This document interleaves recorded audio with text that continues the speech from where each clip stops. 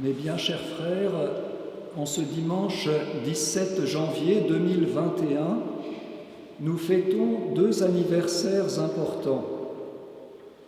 Les 150 ans de l'apparition de la Très Sainte Vierge Marie à Pontmain et les 40 ans de profession du révérend Père Louis-Marie de Blinière, notre fondateur et prieur.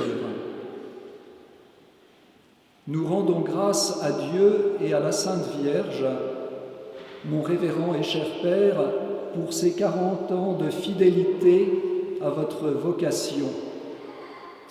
Je crois que Notre-Dame de Pontmain a bien veillé sur vous et sur la fraternité. C'est pourquoi nous avons une reconnaissance particulière envers Notre-Dame de Pontmain. Nous avons placé sa statue à l'entrée de notre église. Chers fidèles, elle vous accueille et vous invite à suivre son message. Notre communauté a en effet depuis ses débuts un lien avec Notre-Dame de Pontmain. La Providence a voulu que nous nous installions ici en septembre 1979 dans le diocèse de Laval, diocèse de Pontmain. Et le Père Louis-Marie a prononcé ses vœux de religion le 17 janvier 1981, il y a tout juste 40 ans.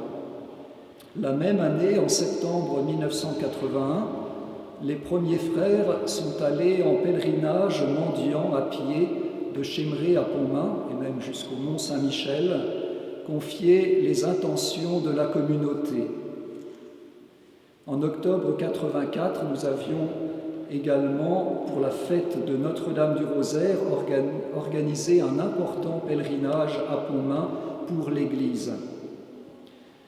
Et nous y allons chaque année, fin octobre, en pèlerinage avec le chapitre Saint-Vincent-Ferrier et à d'autres occasions pour implorer ou rendre grâce. Notre fraternité est donc sous la protection de cette Vierge bénie et nous nous réjouissons de pouvoir la fêter aujourd'hui en union avec l'évêque de Laval, Monseigneur Thierry Scherer, et le nonce apostolique qui célèbre en ce moment à Pontmain pour ce jubilé. Que s'est-il donc passé il y a tout juste 150 ans? Le 17 janvier 1871, une belle dame est apparue le soir pendant près de 3 heures dans le ciel étoilé de Pontmain. Tantôt elle souriait, v'là qu'elle rit, disaient les petits voyants, tantôt elle était triste, d'une tristesse indicible, dira Joseph Barbedette.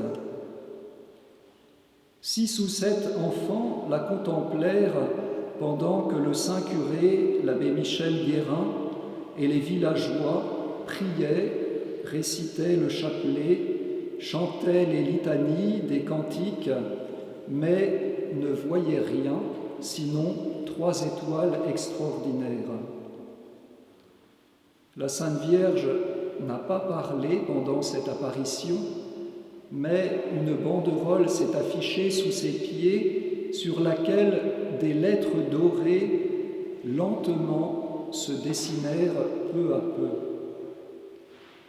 Mais priez, mes enfants, Dieu vous exaucera en peu de temps. Mon fils se laisse toucher.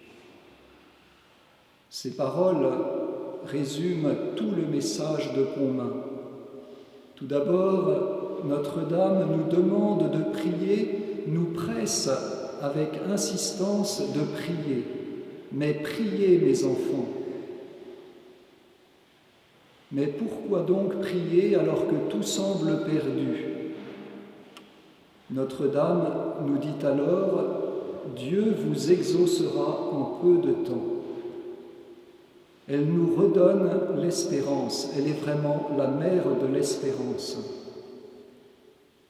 Et pourquoi Dieu nous exaucera-t-il si vite?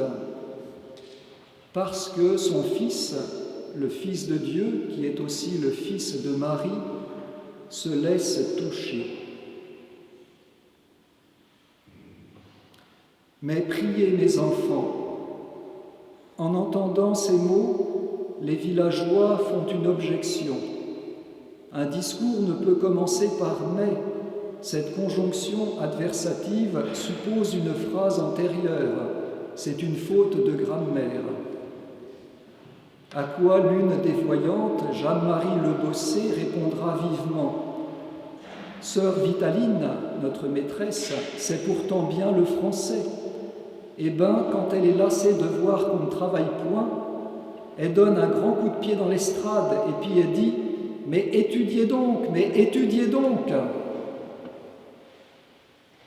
Ce « mais » souligne donc l'insistance de la Sainte Vierge.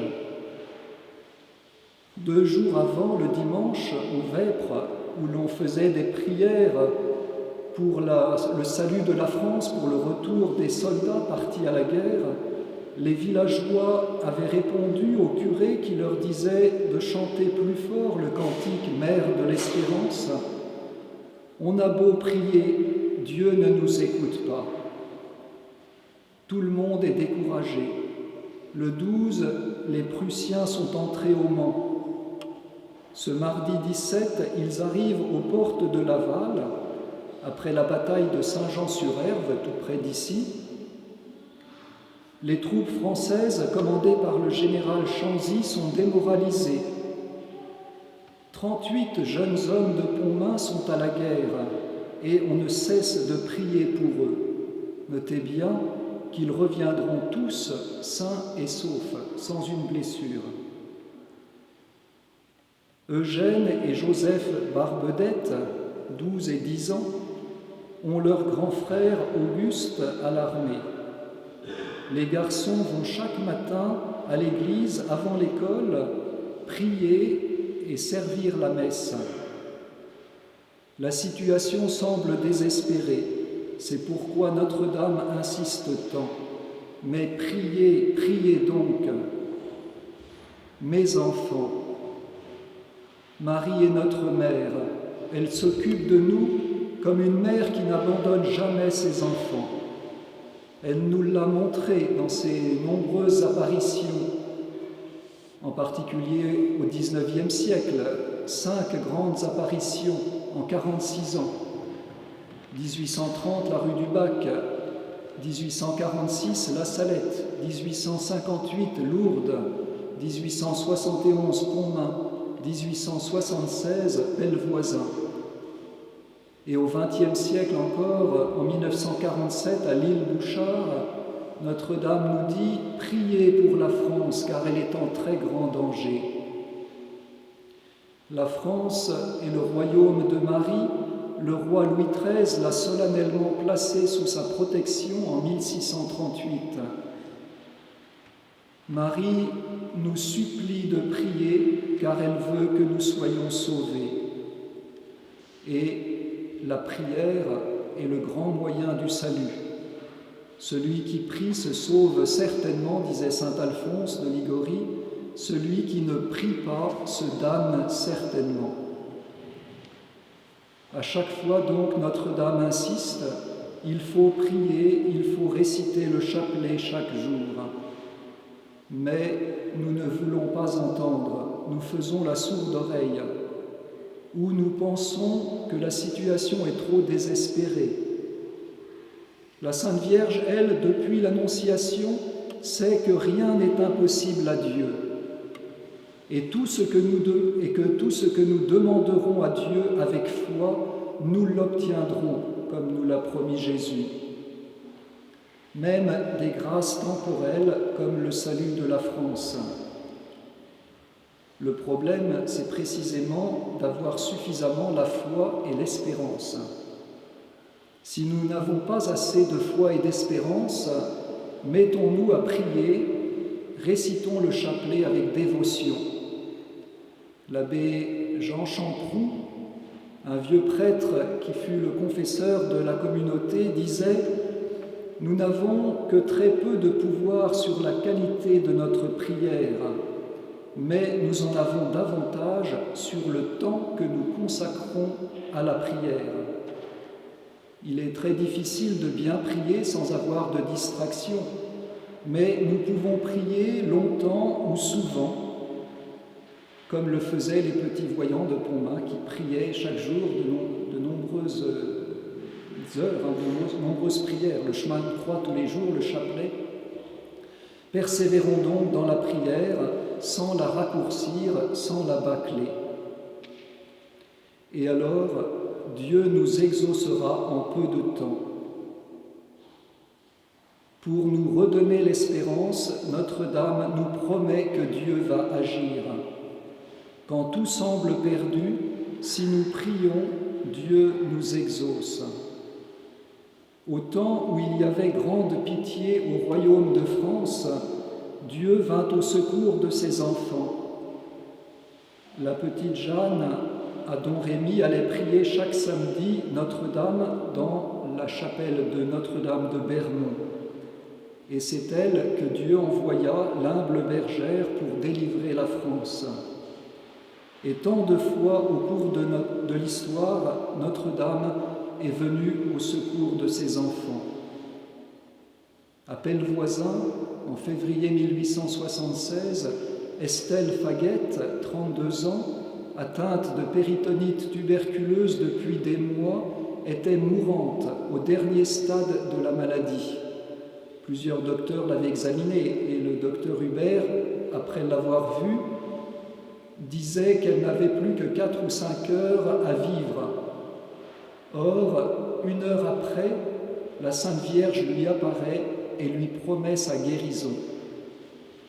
Et à la 5e apparition, la Sainte Vierge lui montre l'ex-voto anticipé de son action de grâce. « J'ai invoqué Marie au plus fort de ma misère, elle m'a obtenu de son Fils ma guérison entière. » Estelle, avec foi, avait écrit une lettre à la Sainte Vierge. « J'ai confiance en vous, ma bonne mère. Si vous voulez, votre Fils peut me guérir. Daignez écouter mes supplications et les redire à votre divin Fils, qu'il me rende la santé, si tel est son bon plaisir. Mon Fils se laisse toucher. Dieu nous exauce par son Fils Jésus-Christ. Les lettres apparaissent progressivement. Lorsqu'on fut arrivé à « Mon Fils se laisse », la maîtresse d'école, sœur Vitaline, dit « Ça n'a pas de sens, regardez bien, il y a sans doute « Mon Fils se lasse ». Mais non, ma sœur, il y a un « i ». Jésus ne se lasse pas, il ne se lasse pas de vouloir nous sauver. Il se laisse toucher par les prières de sa mère, comme à Cana, et Marie se laisse toucher par nos prières, par nos misères. À Cana, elle dit simplement à son fils « Ils n'ont plus de vin ». Et Jésus, après l'avoir repoussé, que nous importe, se laisse toucher par la prière silencieuse de sa mère, et il accomplit le miracle. De même, à Pellevoisin, Marie dit à Estelle « Mon fils te rend la vie. Si mon fils s'est laissé toucher, c'est par ta grande résignation et ta patience. » Prier avec confiance et abandon à la volonté de Dieu, c'est le secret du salut. Pourquoi le monde va-t-il si mal aujourd'hui, et la France et l'Église? Parce que nous n'obéissons pas à la Sainte Vierge. Nous n'avons pas suivi ce qu'elle demandait à Lourdes, à Fatima, prière, pénitence, la récitation du chapelet chaque jour, les premiers samedis du mois, la consécration de la Russie à son cœur immaculé. Nous ne prions pas ou pas assez, pas convenablement. Alors mettons-nous à prier, récitons au moins notre chapelet chaque jour, bien dit si possible en famille ou en communauté. Assistons aussi à la messe souvent. et Jésus se laissera toucher. Offrons maintenant le saint sacrifice pour rendre grâce au Seigneur de toutes les merveilles qu'il a accomplies pour nous par sa mère, et faisons bien tout ce qu'elle nous dit. Au nom du Père et du Fils et du Saint-Esprit, ainsi soit-il.